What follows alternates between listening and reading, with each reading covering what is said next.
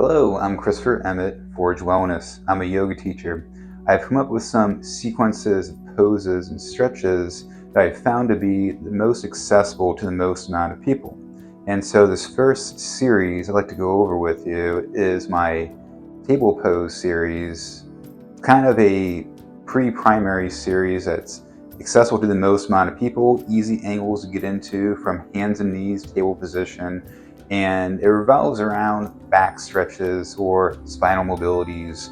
And so most people with tight lower bodies, tight hamstrings, glutes, IT band, often are feeling the results of that up in their lower back. So if that sounds like you, try following along with this sequence here and you'll probably find it beneficial as a warm-up before doing the rest of your yoga sequence, or even as a standalone to fit in 20 minutes a day if that's what your lower back, upper back feels like it needs in order to release its tension, because it's an ongoing maintenance care process. So first thing we'll do is we'll get down on the floor on all fours, hands and knees. A rug or carpet is good for this sequence, being on hands and knees a lot. For that padding, that cushioning, yoga mat is optional, not as important since we don't need to utilize the grip of it so much. Let's align our hips over the knees, let's align our shoulders over the wrists. And we can use this opportunity to stretch our wrists. We can point our fingers back towards the knees, palms down. As we shift back, we can feel that through the flexor muscles of the forearm. We can pedal out the heels of the palms by letting them lift up and down as we bend the elbows, and then roll out the wrists. And then next we can go back of the hands down, fingertips towards the knees, and shift back into wrist flexion to stretch the extensor muscles of the forearms. This is a little more challenging, it's a little tougher for most people, so feel free to start with your hands closer to your knees. Start with your torso shifted forward, press backwards to feel the stretch. And after that, we can neutralize the wrists by going gorilla fist, knuckles down, feel the weight spill through them, and neutral. Cat pose, you see me in here. Cow pose, full spinal extension. So that means we're lifting our head up, lifting our tailbone up as the belly and chest drops down, and our shoulder blades come together. Push the spine up from between the shoulder blades, head down, tailbone down, full spinal flexion. Cow pose, head up, tailbone up, belly and chest down. Feel free to play with head movement, neck movement here. Cat pose, curl that spine, flex the abs. Inhale, cow pose, head up. Exhale, cat pose, head down. So this cow and cat is kind of the center of this table pose routine. Feel free to return to this at any point. I'll be instructing you here to return back to cow and cat at several points. Big toes a touch, knees wide, sinking hips back to heel for child's pose. And then next we're going to slide forward and down, still keeping the hips on the heels, curling spine, reach those arms forward for the stretch in the shoulders as well. If your head does not make it all to the floor, take a folded up blanket, fold it over as much as you need to create enough height to reach your forehead. Relax your forehead onto that, feels good. Breathe deeply, feel the breath interact with the stretch.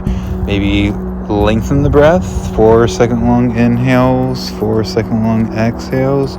With each inhale, feel expansion happening. With each exhale, feel yourself sinking into the shape a little bit more. Feel yourself grounding.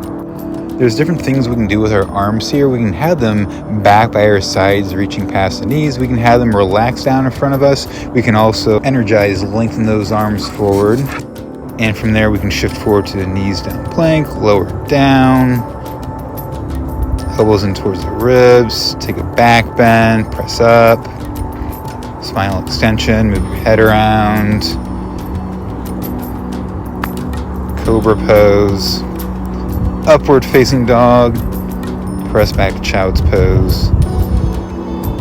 Hips to heels, slide forward and down. So counter posing. We go into child's pose, spinal flexion. We do those belly down back bends like cobra and upward facing dog. We can move back and forth between those, just like we move back and forth between cat and cow pose, spinal flexion, spinal extension. So when you're on your own, it's your choice if you want to flow back and forth or feel free to hang out and relax into one of those. So here we're sliding forward again. And this time we're coming to a back bend of Sphinx pose, elbows underneath the shoulders. Let's try to draw those shoulders back and down. Move with the head around, play with head movement, neck mobility, looking up, looking down, looking over the shoulders.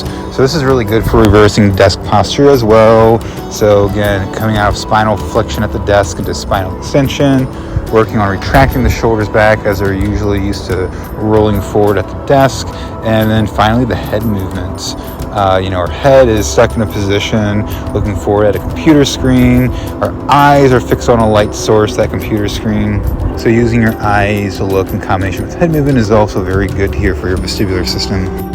Counter stretching to child's pose again.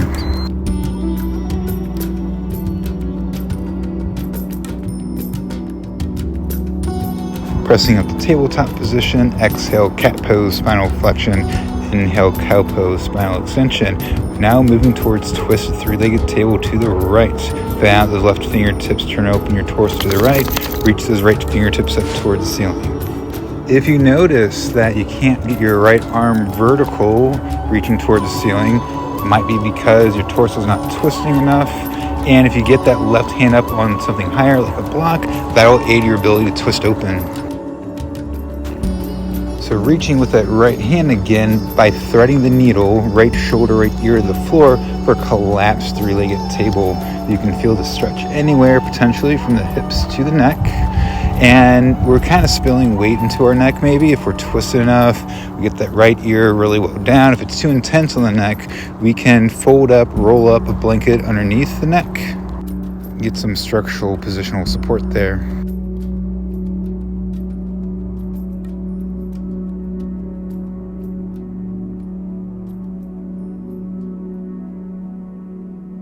Before twisting the other way in three-legged table, we can unwind the spine again in cow and cat pose. And now we twist open to the left fingertips reaching up towards the ceiling.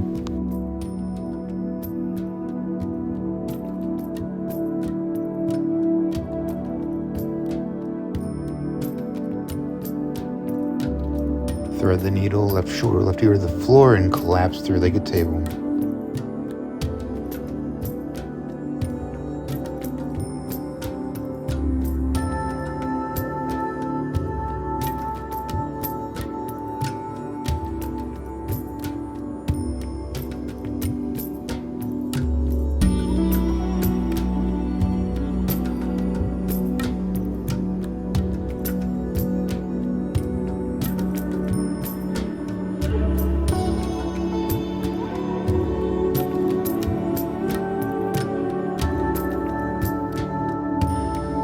Next, walk your hands off the mat to the left, side bending to the left in child's pose, feeling the stretch to the right side of your body, the right oblique. You can reach out a little bit more with your right arm, right fingertips, feel a little more stretch to the right armpit area. And again, you notice your forehead might not reach the floor. Feel free to take a folded up blanket underneath your forehead. Coming out of that side bend, walk your hands back through center, middle in child's pose, and then off the mat to the right.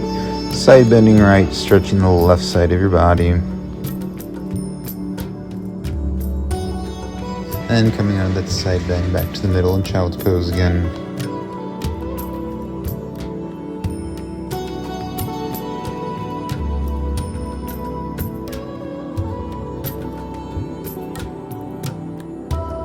At this point, you might be finding that your hamstrings are craving to get involved, feeling the connection between the hamstrings and the lower back you've been stretching.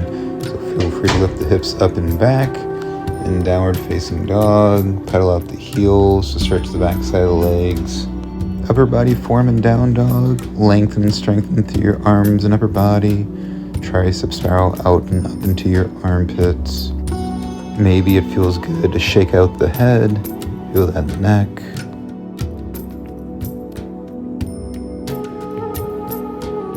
And then lowering the knees down and then sinking the hips back to heels, knees together, feet together in Vajrasana, kneeling.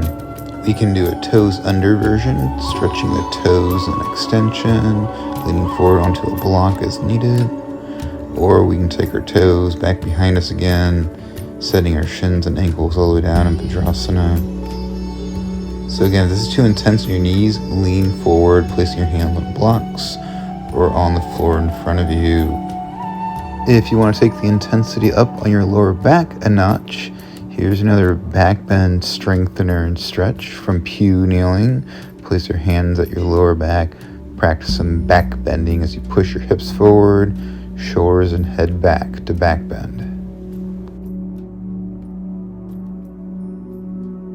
And then from pew kneeling, we can step a foot forward, right foot forward, keeping the spine, the torso upright, abs engage. Draw the spine back and upright, glutes engage. You might feel that already on the front left hip. And then you can press the hips forward.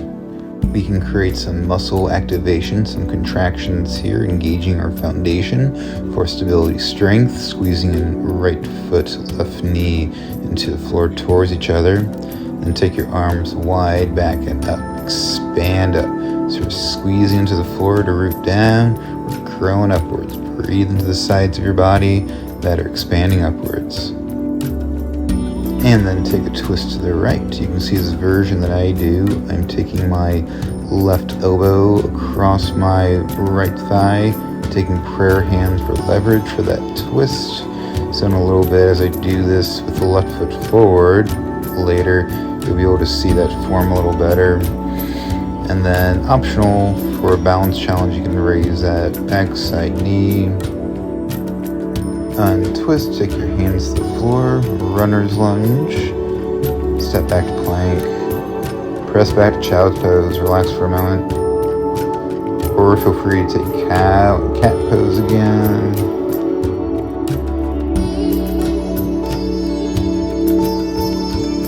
Moving through pew kneeling, gonna do a little back bend here, and then step left foot forward, upright kneeling lunge, left foot forward, create all those engagements we did last time, abs pull back, glutes, keep the spine upright if you choose to press the hips forward, squeezing through your foundation, and when you're ready, take your arms wide back and up.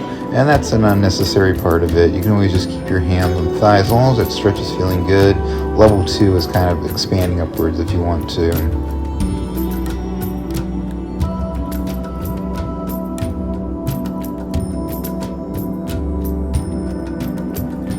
And then that twist to the right. So here you can see my form, what I do with my arms for leveraging, and that cross body twist. So you see I'm also rotating my head to the left because I'm twisting my torso spine to the left, and if I want to keep that twist going up my spine, I can also rotate my head left to aid that twist.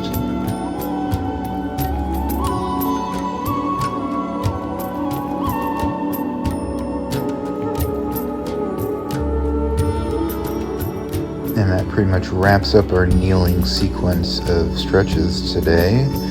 From here, that might have been your warm-up to go into a vinyasa, to go into a sun salutation from here, up dog, down dog, uttanasana, mountain pose. Feel free to go from there.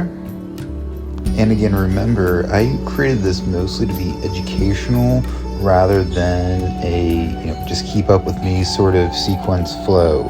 So, learn from this, take it intuitively, hang out as long as you want to in any of these stretches, cycle back through stretches in any order that you want to. Breathe deeply, enjoy. Stay tuned, subscribe for more videos coming up for simple hatha flow and slow vinyasa routines. Forge Wellness is stress, pain, and mobility solutions. I'm also a licensed massage therapist, certified in myofascial and neuromuscular therapies, treating the root cause of muscular-based pain issues. I'm also a National Academy of Sports Medicine, certified personal trainer, specializing in functional fitness. And I also like to think of myself as doing a functional approach to pain relief. This functional fitness is for everyone. Everyone has a body. Enjoy it. Enjoy the movement that it can do and resist pain, become more durable, be more capable.